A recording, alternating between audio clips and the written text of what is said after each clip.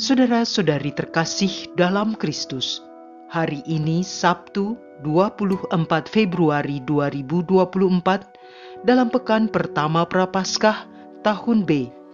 Bacaan dibawakan oleh Maria Clara, Mazmur dilantunkan oleh Marisa Monik, dan renungan ditulis oleh Birgita Farida.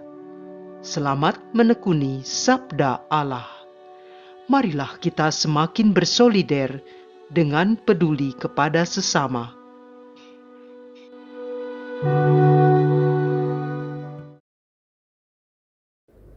Dalam nama Bapa dan Putra dan Roh Kudus. Amin. Allah Bapa yang Maha Rahim, kami bersyukur atas rahmat kehidupan yang Engkau anugerahkan kepada kami.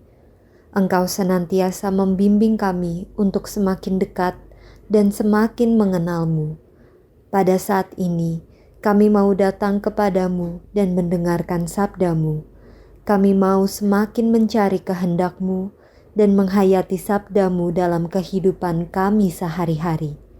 Terangilah hati kami dengan terang Roh Kudus-Mu, agar kami dapat memahami kebenaran dan pengharapan yang terkandung di dalam panggilan kami sebagai anak-anak-Mu. Demi Kristus Tuhan dan pengantara kami. Amin. Bacaan dari Kitab Ulangan, bab 26, ayat 16 sampai dengan 19. Di padang gurun, seberang sungai Yordan, Musa berbicara kepada bangsanya. Pada hari ini, Tuhan Allahmu memerintahkan engkau melakukan ketetapan dan peraturan. Lakukanlah semuanya itu dengan setia, dengan segenap hatimu dan segenap jiwamu. Pada hari ini, engkau telah menerima janji dari Tuhan. Ia akan menjadi Allahmu, dan engkau pun akan hidup menurut jalan yang ditunjukkannya dan berpegang pada ketetapan, perintah, serta peraturannya, dan mendengarkan suaranya. Pada hari ini pula, Tuhan telah menerima janji daripadamu, bahwa engkau akan menjadi umat kesayangannya, seperti yang dijanjikannya kepadamu, dan bahwa engkau akan berpegang pada segala perintahnya. Ia pun akan mengangkat engkau di atas segala bangsa, seperti yang telah dijanjikannya, untuk menjadi terpuji, ternama, dan terhormat. Maka engkau akan menjadi umat yang kudus bagi Tuhan Allahmu, seperti yang dijanjikannya. Demikianlah sabda Tuhan.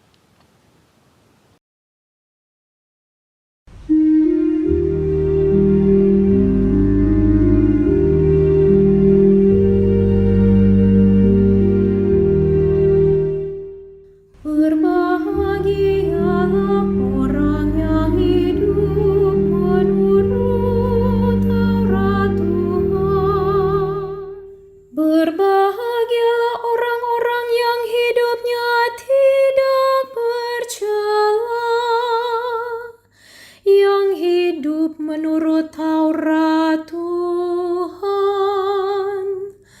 Berbahagialah orang-orang yang memegang peringatan-peringatannya, yang mencari Dia dengan segenap hati. Berbahagialah orang yang hidup menurut Taurat Tuhan. Engkau sendiri telah menyampaikan titah-titahmu, supaya dipegang dengan sungguh-sungguh. Kiranya hidupku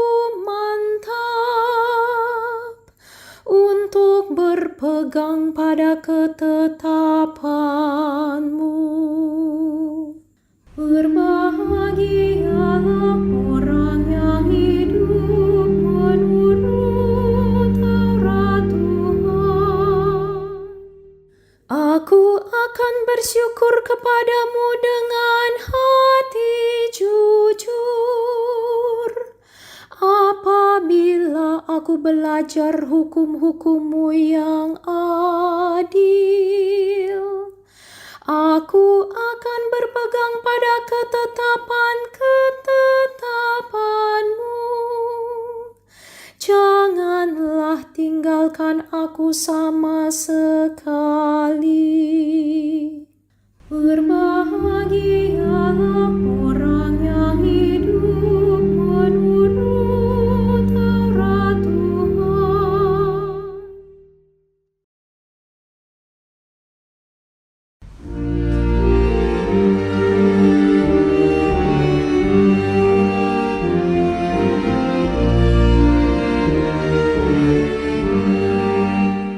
Terpujilah Kristus Tuhan, Raja mulia dan kekal. Waktu ini adalah waktu perkenanan. Hari ini adalah hari penyelamatan. Terpujilah Kristus Tuhan, Raja mulia dan kekal.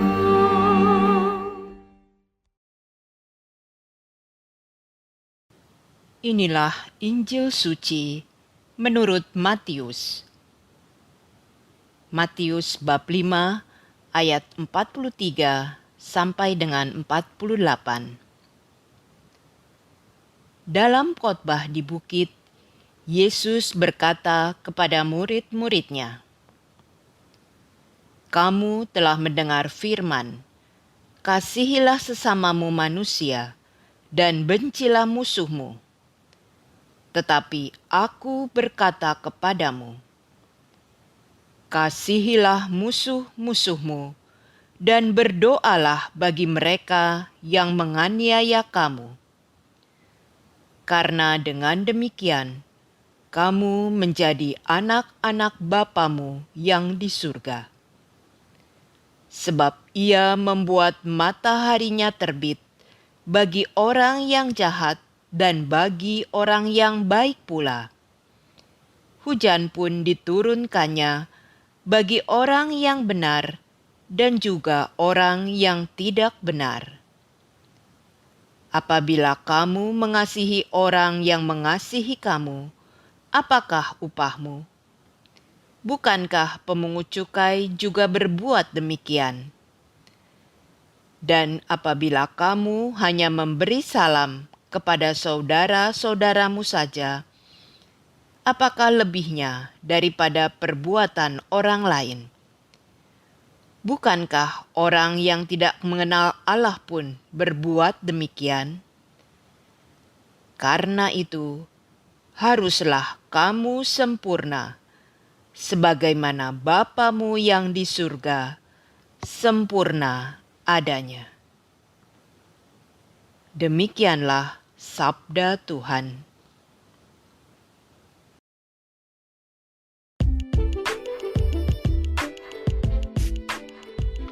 Meneladani belas kasih Tuhan. Renungan dibawakan oleh Renata Putri.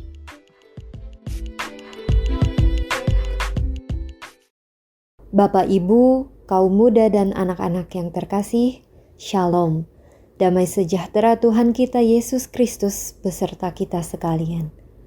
Mendengar bacaan Injil hari ini, mungkin banyak dari kita yang akan berpendapat bahwa tidak ada manusia yang sempurna. Bukankah kesempurnaan hanya milik Allah saja? Kalau begitu, mengapa Yesus meminta murid-muridnya untuk menjadi sempurna? Apakah Yesus mengada-ngada? Bukankah mustahil untuk menjadi seorang manusia yang sempurna? Oleh karena itu, marilah kita mempelajari Injil lebih jauh lagi untuk mengerti apa yang sebenarnya dimaksudkan oleh Yesus dalam pengajarannya. Selain di Injil Matius, ajaran tentang mengasihi musuh dapat pula kita temui di Injil Lukas bab ke-6. Perikop mengasihi musuh di Injil Lukas ternyata 2 kali lebih panjang dibandingkan perikop di Injil Matius. Yesus memberikan contoh-contoh yang lebih jelas tentang bagaimana seseorang seharusnya bersikap kepada musuh-musuhnya. Selain mengajarkan untuk berbuat baik kepada orang yang membenci kita dan berdoa bagi orang yang menganiaya kita, Yesus juga mengajarkan demikian. Siapa yang menampar pipimu yang satu, berikanlah juga kepadanya pipimu yang lain. Siapa yang mengambil jubahmu, biarkan juga ia mengambil bajumu. Berilah kepada setiap orang yang meminta kepadamu. Janganlah meminta kembali kepada orang yang mengambil kepunyaanmu. Lukas bab 6 ayat 29 sampai dengan 30. Tetapi kamu, kasihilah musuh-musuhmu dan berbuatlah baik kepada mereka dan pinjamkan tanpa mengharapkan balasan apapun. Lukas bab 6 ayat 35a.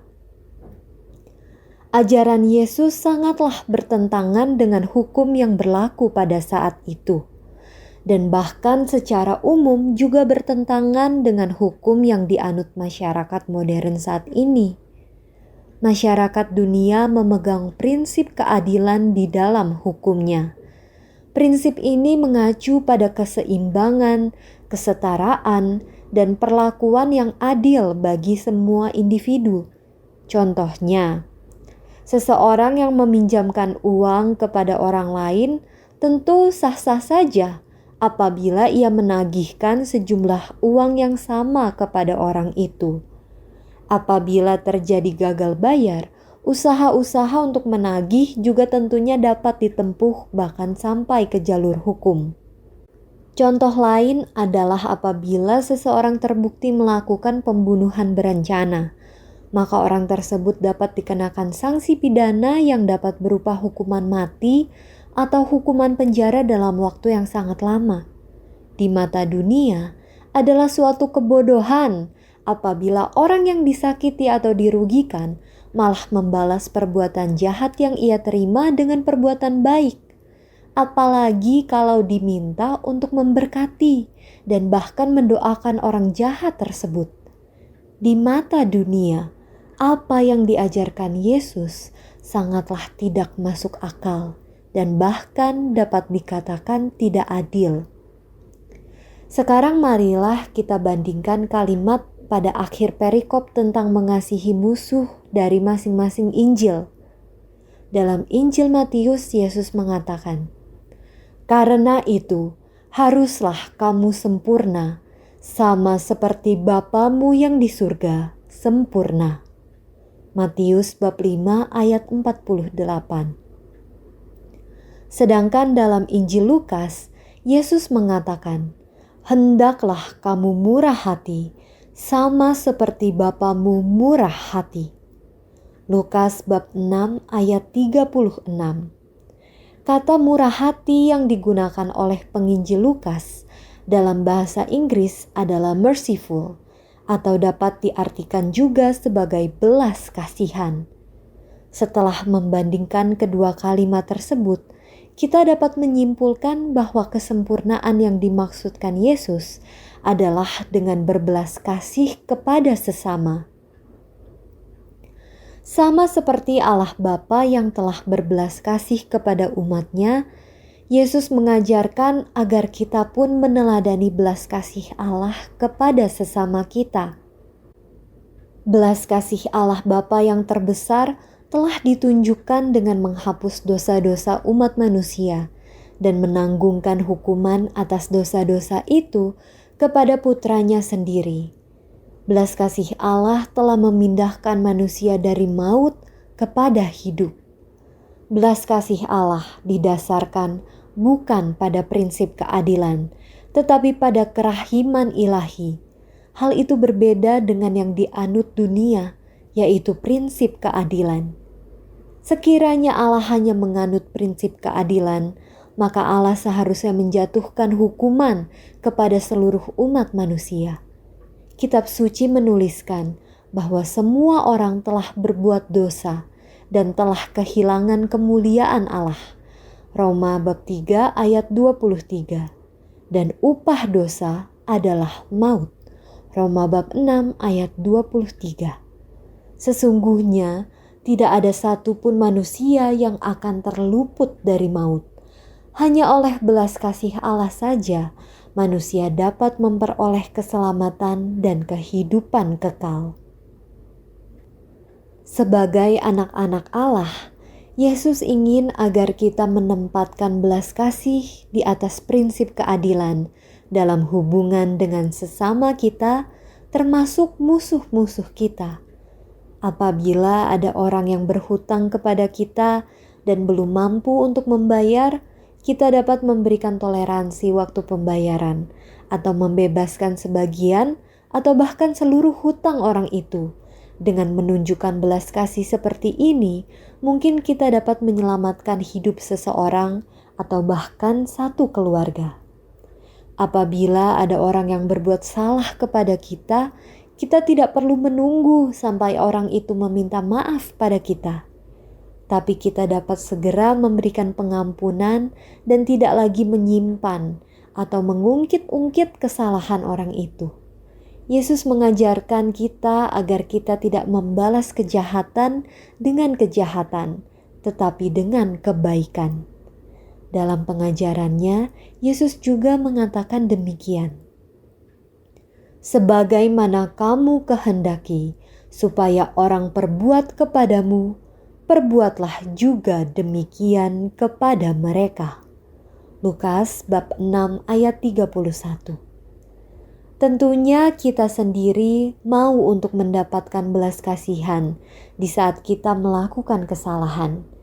Kita hanyalah manusia biasa yang rapuh dan mudah jatuh dan jatuh lagi ke dalam dosa. Oleh karena itu, kita pun pasti ingin mendapat belas kasih di saat kita melakukan kesalahan. Oleh karena itu, kita juga harus berbesar hati untuk selalu memberikan belas kasih kepada sesama kita. Setelah merenungkan sabda Allah hari ini, apakah mustahil bagi kita untuk meneladani Allah yang sudah berbelas kasih kepada kita lebih dahulu? Tentu saja tidak. Kita pun dimampukan untuk melakukannya dengan selalu memohon pertolongan Roh Kudus. Di masa Prapaskah ini, marilah kita yang telah menerima rahmat belas kasih Allah yang begitu besar, seraya menyalurkan rahmat tersebut kepada orang-orang di sekitar kita.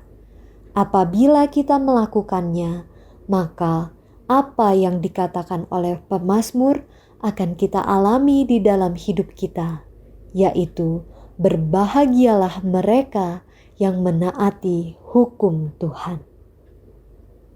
Berkat Tuhan senantiasa menyertai kita semua. Marilah berdoa. Allah Bapa yang Maha Rahim, kami sungguh bersyukur karena Engkau adalah Allah yang telah menunjukkan belas kasih kepada kami umat-Mu. Bimbinglah agar kami dapat melaksanakan perintah-Mu untuk semakin menunjukkan belas kasih kepada sesama kami. Engkau tahu bahwa kami seringkali gagal karena kedagingan kami yang begitu kuatnya. Kami mohon agar di masa Prapaskah ini kami dapat semakin menghayati belas kasih-Mu yang tak terhingga, yang telah Kau tunjukkan melalui sengsara dan wafat Putra-Mu, Tuhan kami, Yesus Kristus. Semoga dengan berpantang, berpuasa, bermati raga, dan berderma, roh kami menjadi semakin kuat dan kami dimampukan untuk melakukan kehendak-Mu.